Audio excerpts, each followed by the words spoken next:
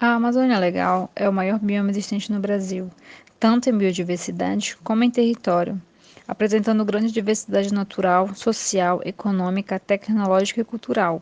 A Amazônia constitui uma região em crescente processo de diferenciação. Na atualidade, esse espaço regional fixa sua participação no processo de transformação territorial do Brasil e, especificamente, nas mudanças ocorridas no uso da terra, no qual a expansão e intensificação da agropecuária acaba determinando em grande parte a dinâmica econômica e demográfica dessa imensa região.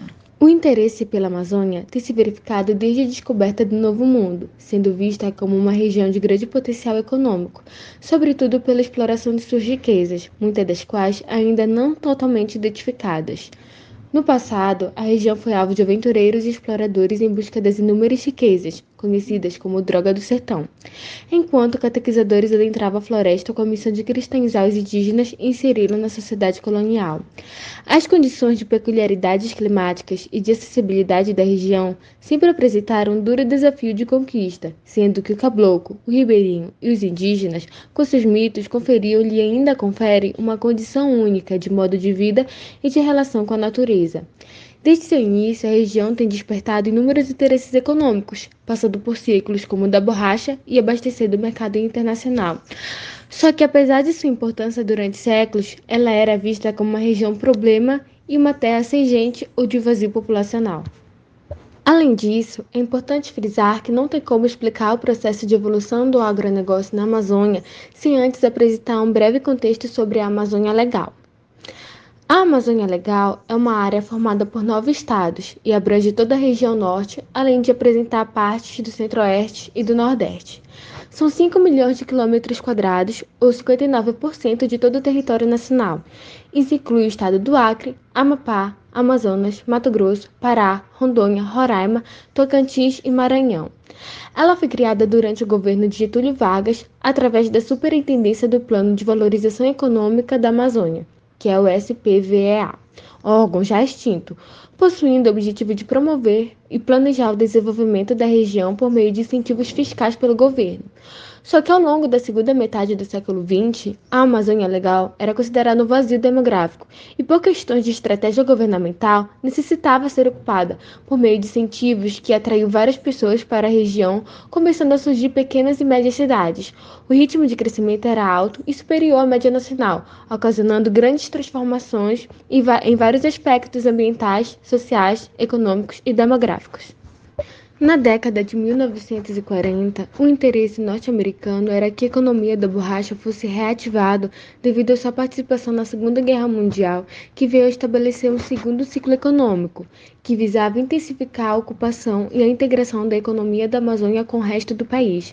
Apesar dessa tentativa, a economia na região pouco mudou, mas houve a criação de entidades estatais voltadas ao planejamento, como o Banco de Crédito da Amazônia, permitindo uma ação mais efetiva com obras de infraestrutura como forma de facilitar a ocupação e processos de produção que vão até os anos de 1980, quando o Estado em crise se afasta e o mercado assume a tarefa de promover o desenvolvimento da região por meio de incentivos fiscais disponibilizados.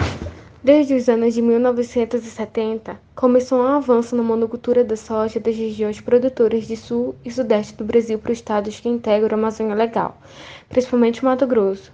Nos anos seguintes, a soja se espalha para os estados do Maranhão e Rondônia. O estado de Tocantins, criado em 1988, veio a fazer parte da Amazônia Legal e já era um grande produtor de soja.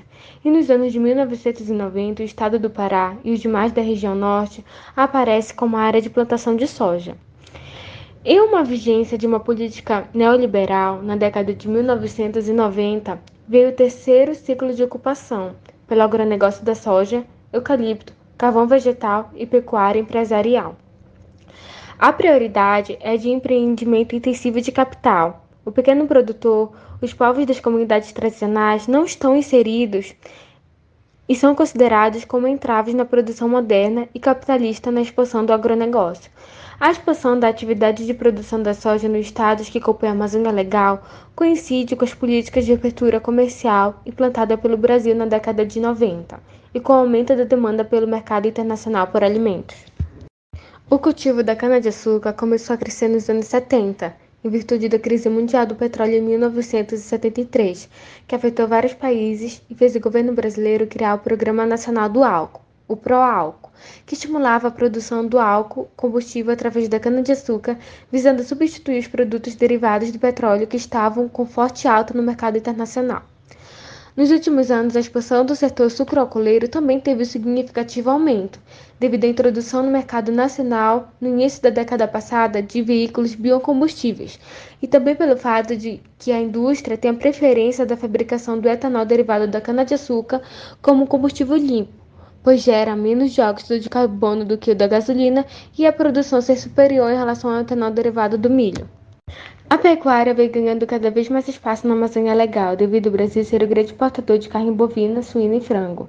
O Censo Agropecuário de 2006 traz que o estado do Pará foi o que apresentou o maior crescimento relativo do rebanho bovino no período de 1996 e 2006. Segundo o IBGE, o município de São Félix do Xingu, no estado do Pará, liderou o ranking nacional do rebanho bovino no ano de 2014. E a produção da pecuária no Brasil vem crescendo com a estruturação da indústria frigorífica, que obteve o grande crescimento no mercado internacional, ganhando assim investimentos e tecnologia para a produção, manufatura e distribuição dos produtos provenientes da pecuária. O preço de terra na Amazônia Legal, para o uso com fins lucrativos para a pecuária, é menor em relação às outras regiões do país, estimulando grandes produtores a desmatarem para uma pecuária extensiva, utilizando menos insumos e aumentando a margem de lucro na atividade. O avanço da produção dessas culturas tem relação com a evolução de técnicas desenvolvidas por meio de pesquisas científicas, estudos específicos e tecnologias, para se obter melhores resultados na produção com quantidade e qualidade, conseguindo assim uma melhor margem de lucro e possibilitando abastecer o mercado nacional e internacional. Além disso, estudos de viabilidade de produção econômica em grandes escalas, voltadas às commodities para exportação e apropriação de terras, têm se expandido na Amazônia, devido às condições climáticas, boa oferta de água e a melhora na infraestrutura para o escoamento da produção para os portos marítimos e fluviais. Portanto, com a globalização dos meios de produção e o investimento no desenvolvimento da técnica eficiente, as culturas produzidas pelo agronegócio são de boa qualidade, atendendo aos rigorosos padrões no mercado nacional e internacional. Na Amazônia, o avanço do agronegócio é claramente uma consequência de um contexto mundial, no qual mercados externos pressionam e incentivam a produção de determinados produtos.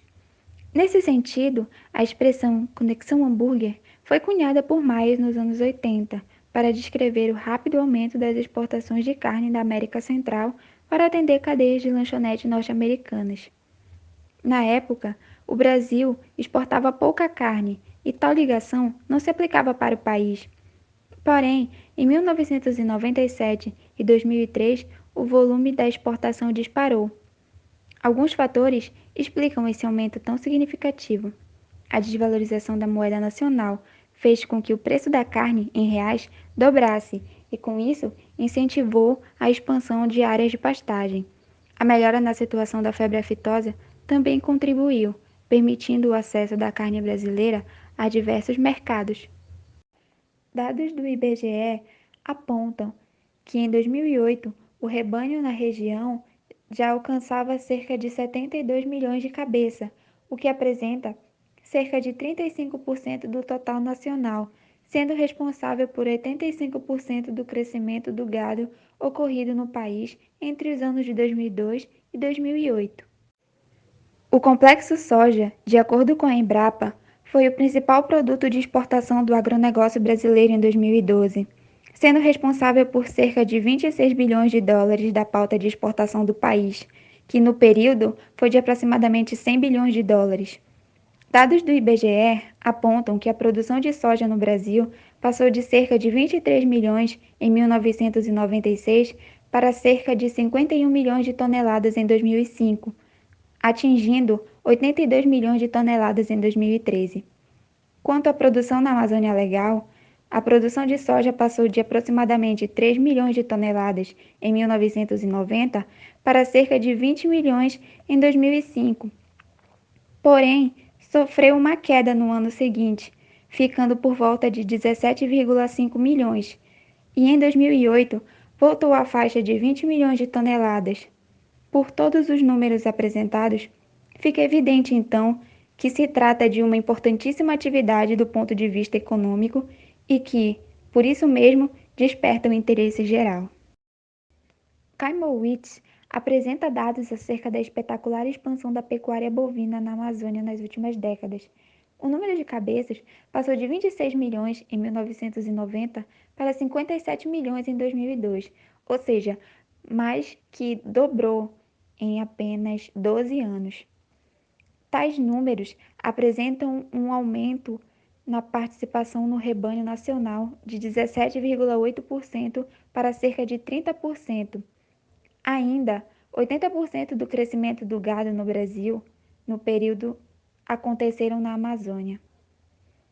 Kaimowitz analisa que, considerando-se que o aumento no consumo da carne no país foi bem menos intenso, pode-se concluir que o aumento da produção foi voltado para a exportação.